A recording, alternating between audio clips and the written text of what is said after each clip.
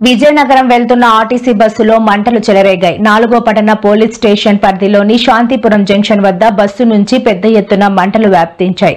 దీంతో బస్సులో ఉన్న ప్రయాణికులు భయంతో పరుగులు తీశారు. అందరూ చూస్తుండగానే నడి రోడ్డుపై బస్సు పూర్తిగా దగ్ధమైంది. అయితే బస్సులో ఓవర్లోడ్ కారణంగానే ఈ ప్రమాదం జరిగినట్టు పలువురు చెబుతున్నారు. బస్సు కెపాసిటీ 65 మంది కాగా 100కు పైగా మంది ప్రయాణించినట్టు తెలిసింది. వారిలో ఎక్కువ మంది మహిళలే ఉన్నట్టు సమాచారం.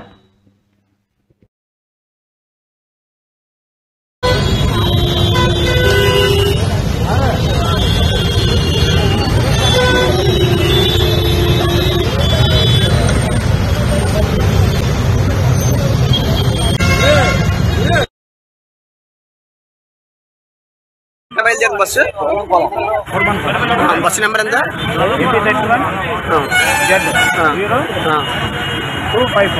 ఏ బస్సు అండి నెంబర్?